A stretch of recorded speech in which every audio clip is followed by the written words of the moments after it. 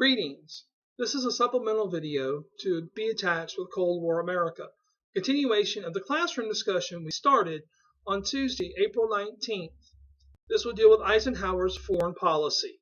We'll begin with the section on duck and cover.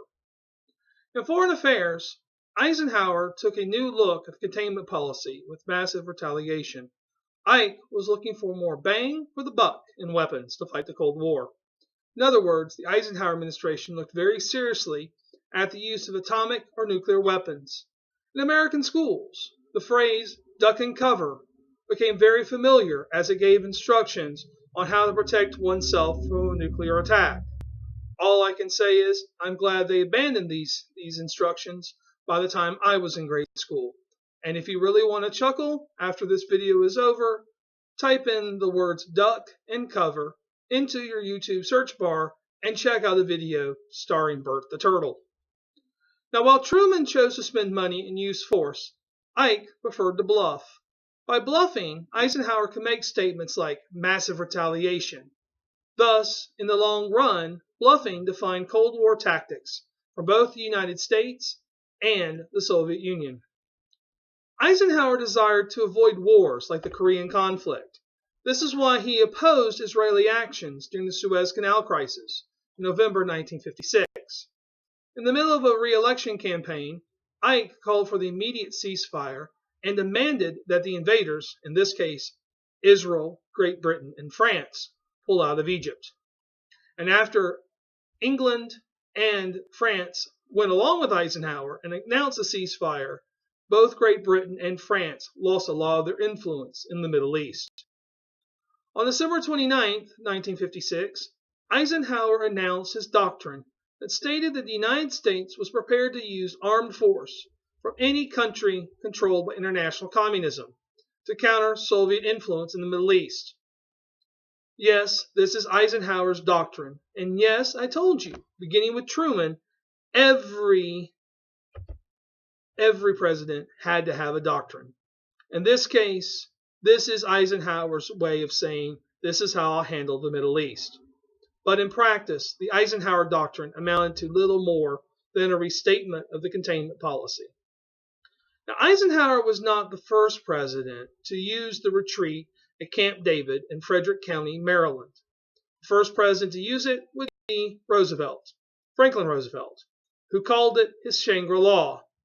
But Ike didn't like that name, and when he became president, he named it Camp David after his grandson. And it was here at Camp David that the idea developed that foreign policy problems between nations could be negotiated and solved in a more relaxed setting away from the Beltway in D.C. And this idea takes hold of basically cornering foreign diplomats in a place they're unfamiliar with and forcing them to hash out their issues until they can be set free, so to speak. Now, despite their evident satisfaction with Eisenhower as president, the mood of the American people was sober. Hopes of pushing back the Soviet Union with clear stratagems and moral fervor were fading by the end of the 1950s. Truth is, by the end of the 50s, the Americans have been fighting this Cold War for almost 15 years. Then you add in World War II before it, and you're looking at 20 years of heightened military strategy. America's first commercial satellite, launched in January 1958, brought cold comfort to Americans, for this satellite was much smaller than the Earth-circling Russian Sputnik. And since the death, what's happened here?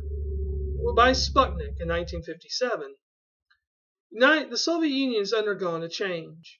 Joseph Stalin died in 1953. And with the ascension of a new leader, Nikita Khrushchev, the Soviet Union changed its approach in the Third World. The Soviet Union now went to Third World nations, these new nations that were free from colonial empire, and offered them economic aid.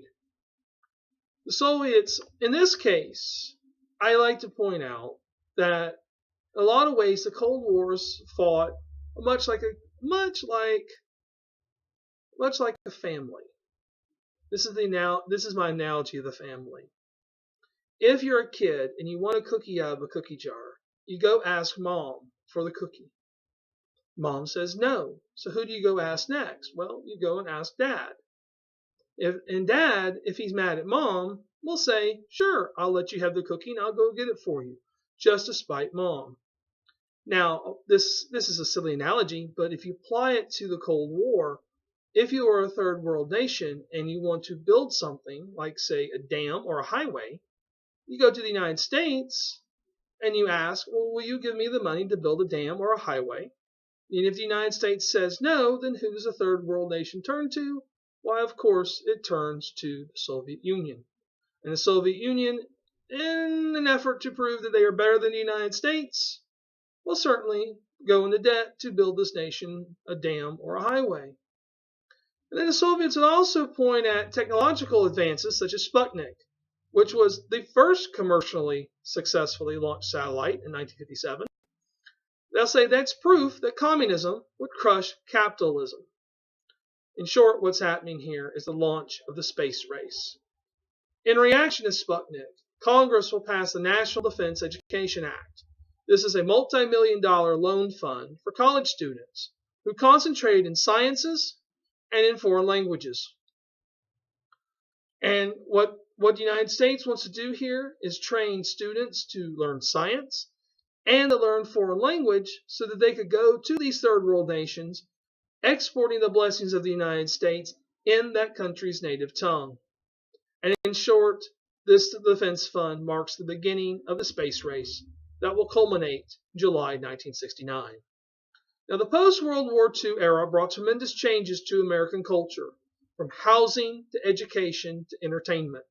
All this is covered in Cold War America's video assignment, All Shook Up, the Culture of the Cold War, where you shall need to know the name of the gentleman that is on the picture of the gentleman that is on the last page of your review sheet. Thank you for watching this supplemental video, and may the force be with you on the next exam.